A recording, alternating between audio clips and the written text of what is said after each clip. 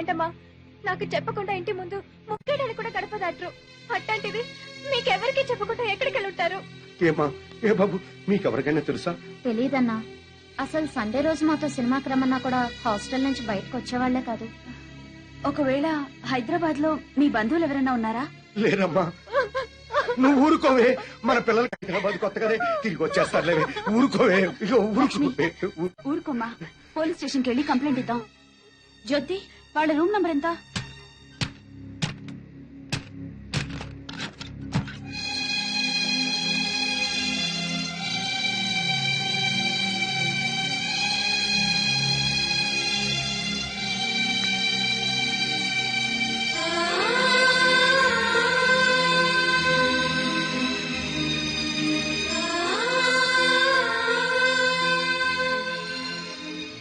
వీళ్ళిద్దరికి బయట college friends ఎవరైనా ఉన్నారా? లేరు మేడం.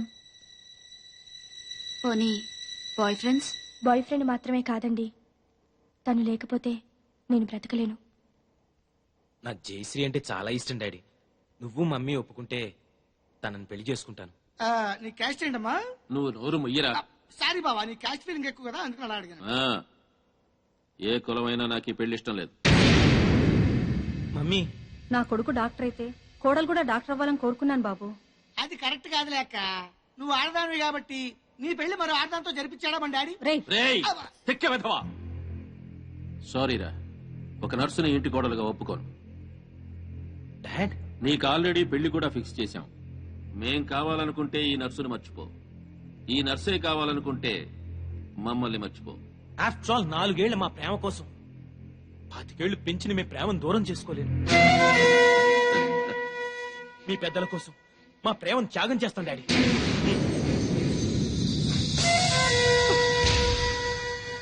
ఎస్ జయ, మనం ప్రేమించే మనసే కాదు, త్యాగం చేసే గుండె కూడా ఉందని రుజువు చేద్దాం. అన్నీళ్ళ పెద్దల కోసం విడిపోయి గిన్నిస్ బుక్ లోకి ఎక్కుదాం. విడిపోయి ఎంత త్యాగం నీకుండొచ్చు కానీ నీ మూలంగా 10 సార్లు అవర్షం చేసుకుని నాకు లేదు. కడుపు దాకా కర్ర వస్తుందేటమ్మా. అంకుల్, మేము విడిపోతున్నాం కదా అని చెప్పేసి మా ప్రేమను చీప్ గా చూడకండి. ఎట్టి పరిస్థితుల్లోనూ మనం విడిపో. నిన్ను విడిచిపెట్టడం అంటూ జరిగేది నేను చచ్చాకని గుర్తుంచుకో.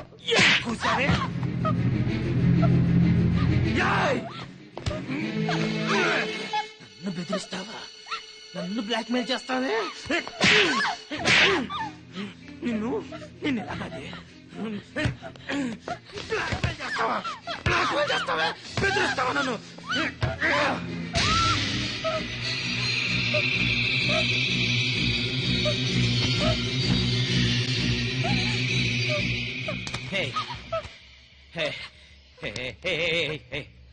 నన్ను ఇంతగా ప్రేమించేదానివి నన్ను ఇరిటేట్ చేస్తావా? అర్థం చేసుకోవాలి. ఐ సీరియస్లీ లవ్ యూ రా. ఆడది పబ్లిక్ గా 2 మొగుళ్ళు మెయింటైన్ చేయడం చాలా కష్టం గాని మగాడు 2 పెళ్ళాలను మెయింటైన్ చేయడం చాలా ఈజీ అని నీకు తెలీదా? పిచ్చిదనా, లే లే. డోంట్ వరీ డార్లింగ్, నా కన్నవాళ్ళ కోసం వాళ్ళు చూసిన సంబంధం చేసుకుంటా. మన ప్రేమ కోసం నిన్ను చేసుకుంటా. ఓకే? నువ్వు నన్ను పెళ్లి చేసుకోవటం ఏంట్రా? నేనే నిన్ను ఊరికమ్మ వెక్కిస్తా. డాడీ, పాండు, ఆయన చెల్లెళ్ళు మిస్ అయిపోయారు. కంప్లైంట్ రాసుకోండి సార్. మా పిల్లలు ఆకలికి అసలు ఉండలేరండి. అలాగని గుక్కడి మంచినీళ్ళు కూడా ఎవరిని అడగరు సార్. మీ అమ్మ అన్న మానేసింది. 2 రోజులుగా మంచం పట్టిందని ప్రకటన తెప్పించండి సార్. ఎక్కడ ఉన్న పిల్లలు పరిగెత్తుకుంటూ వచ్చేస్తారు. ఓకే ఓకే, మీరెవరో కంగారు పడకండి. అన్ని స్టేషన్స్ కి ఇన్ఫార్మ్ చేసి ఎంక్వైరీ చేయిస్తాను. రఘు. Yes sir.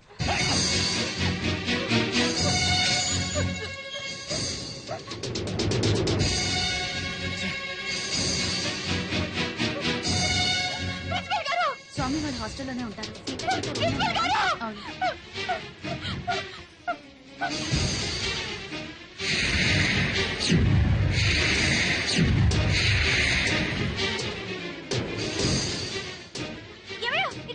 ఏంటి కనుక అక్కడ చూడ ఎంతమంది జనం ఉన్నారు. పిల్లలు వచ్చారేమో. వెళ్ళి చూద్దాం పద.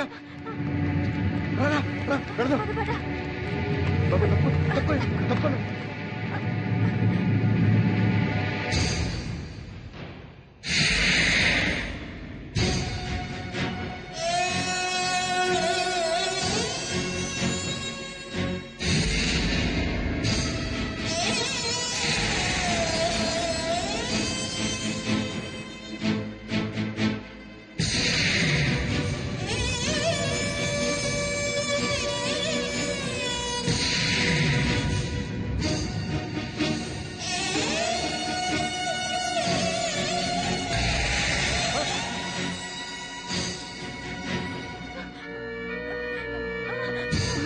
లక్ష్మి లక్ష్మి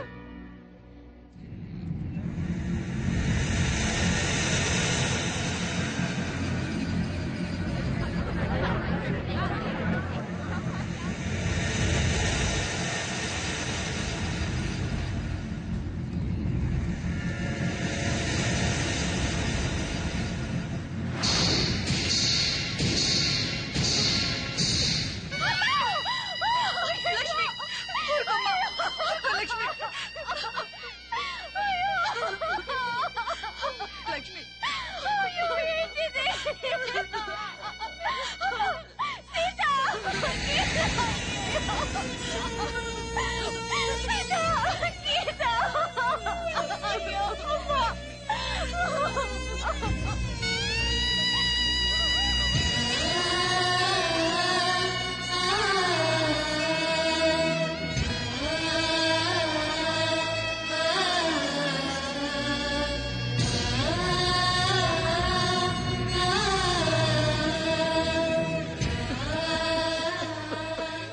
అమ్మా సీత అమ్మా గీత మెరచడమ్మా మెరచడమ్మా ఒక్కసారి చూడండి అమ్మా అయ్యో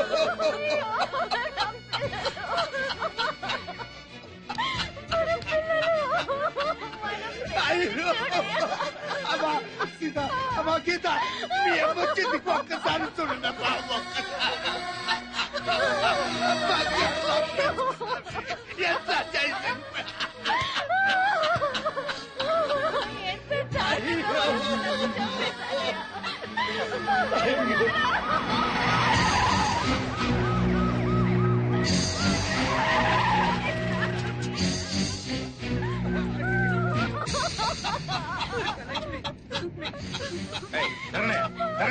అయ్యో అయ్యా చూడండి అయ్యా చూడండి అయ్యా ఎంత ఘోరం జరిగిపోయిందో చూడండి అయ్యా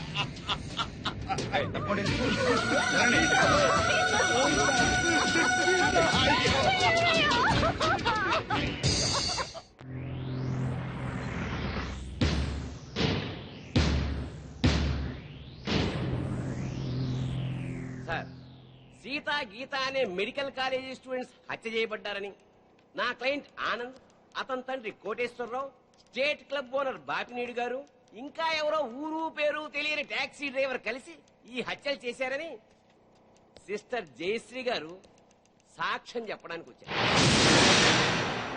కానీ ఈ నర్సు జయశ్రీ గారు కాకుండా మరెవరైనా అంటే మెడికల్ కాలేజీ ప్రిన్సిపాల్ గారు, కాలేజీ ప్రొఫెసర్సో, తోటి విద్యార్థులో, లేక కనీసం సీతాగీతల అన్నావదులైనా సాక్ష్యం చెప్పుంటే ఆ సాక్ష్యానికి ఎంతో విలువనిచ్చేవాళ్ళం. What do mean? నర్సులు చెప్పే సాక్ష్యాల కోర్టులో విలువ ఉండదా? తప్పకుండా సార్. నర్సుగా ఆవిడ సమాజంలో ఒక రెస్పాన్సిబుల్ సిటిజన్. కానీ సదరు జయశ్రీ గారు నా క్లయింట్ ఆనంద్కు ప్రియురాలే. జయశ్రీ గారు, మీరు మెడికల్ కాలేజీ స్టూడెంట్ ఆనంద్ను ప్రేమించారా?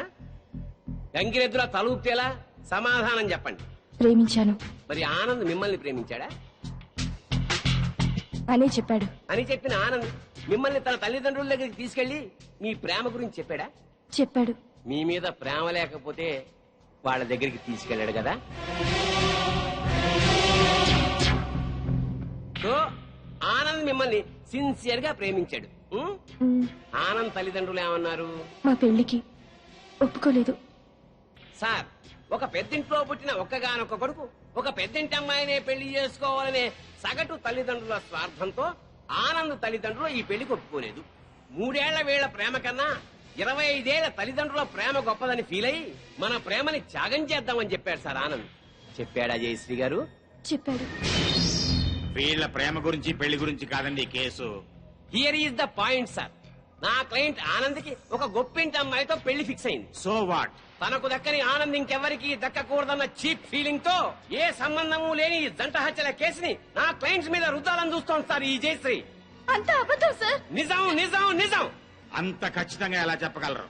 అంత గట్టి సాక్ష్యాధారాలు ఉన్నాయి కాబట్టి సార్, మీరు అనుమతిస్తే కొన్ని ఇంపార్టెంట్ విట్నెస్ మీ ముందు ఉంచుతాను. ఎస్. నమస్కారం సార్. మీ పేరు? సుధాకర్ సార్. ఏం చేస్తుంటారు? సెట్ క్లబ్ లో మేనేజర్ గా పనిచేస్తున్నాను సార్. సరే, ఈ కేసు విషయంలో నీకు తెలిసింది జడ్జి గారికి చెప్పు. ఈ కేసు గురించి నాకేమీ తెలియదు సార్. సీతాగీత అనేవాళ్ళు మాత్రం నాకు బాగా తెలుసు సార్. ఎలా తెలుసు? ప్రతిరోజు మా క్లబ్కి డిస్కో తక్కువ వస్తుంటారు సార్. నిజంగా మా క్లబ్కి వాళ్ళు పెద్ద అట్రాక్షన్ సార్.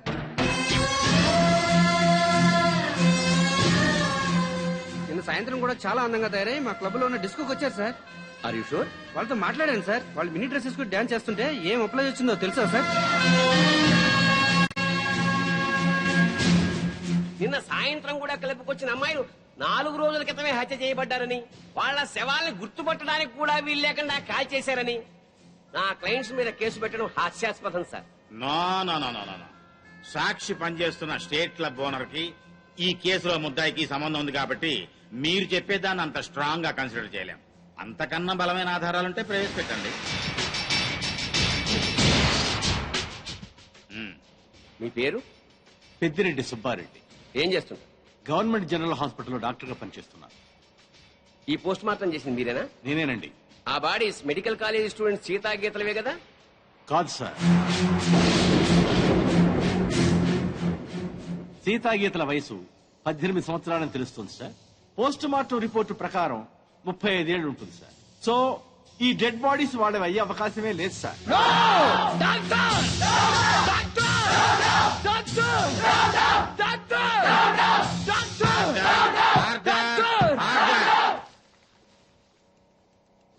ఒక గవర్నమెంట్ డాక్టర్ ఇచ్చిన పోస్ట్ మార్టం రిపోర్ట్ ఈ కేసులో బలమైన సాక్ష్యంగా భావిస్తున్నాను సార్.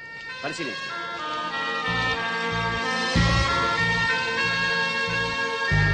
సో నా క్లయింట్ ఈ హత్యలు చేయలేదని, సీతాగీతలో అసలు హత్యే చేయబడలేదని తగిన సాక్ష్యాలు కోర్టు వారికి ప్రొడ్యూస్ చేశాను. అంటే నా బిడ్డలు చచ్చిపోలేదా జడ్జి గారు? అయితే ఈ హత్యలకు వీళ్లకు ఏ సంబంధమూ లేదు సార్. వీళ్ళందరూ ఉత్తములే సార్. ఆ నరసమ్మ చెప్పింది కూడా అంత అబద్ధమేనండి. మరి మా బిడ్డలు ఎక్కడండి? చెప్పండి సార్. మీరే చెప్పండి సార్.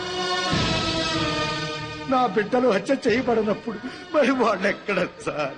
మా పిల్లలకి ఇతనికి సంబంధం లేనప్పుడు పుట్టినరోజు పండుగ ఎందుకు చేయాలండి? బోర్ల మీద పేర్లు ఎందుకు రాయాలండి? వేలకు వేల ఖర్చు ఎందుకు చేయాలి? అయినా అతనికి మా పిల్లల మీద కన్ను లేదు. మరి అలాంటప్పుడు మా పిల్లలు ఏమైపోయారండి? ఈ పిల్లల గురించి అడగాల్సింది కోర్టులో కాదమ్మా, పోలీస్ స్టేషన్ లో. జడ్జి గారు, సార్ అతను నన్ను పెళ్లి చేసుకుంటానని నమ్మించి మోసం చేశాడు. నేను చనిపోయిన దాన్ని, కానీ నాకు మనసుంది సార్. నా మాట నమ్మండి సార్. ఈ దుర్మార్గులే సార్ సీతగీతలు చెప్పేశారు. అది దారుణంగా చెప్పేశారు సార్. 4 ముక్కలు ఎమోషనల్ గా మాట్లాడి 4 చుక్కలు కన్నీళ్లు కాచేస్తేనే అన్యాయం న్యాయం అయిపోదమ్మా. కోర్టుకు కావాల్సింది సాక్ష్యాలు, కన్నీళ్లు కావు. కన్నీళ్లు కాచేస్తేనే నిజాలైపోతే మా వాళ్ళు గారుస్తారు కన్నీళ్లు. చెప్పండి అయ్యా. చాలు. ఈ కేసులో పోస్ట్ మార్టం రిపోర్ట్ ని బలమైన సాక్ష్యంగా పరిగణించి బెనిఫిట్ ఆఫ్ డౌట్ కింద నిందితుల్ని నిర్దోషులుగా విడుదల చేయటమైంది. అలాగే సీతా గీత ఎక్కడున్నారో వెంటనే వెతికి పట్టుకోవాల్సిందిగా పోలీస్ డిపార్ట్మెంట్ కి ఆదేశాలు జారీ చేయటమైంది. లేదు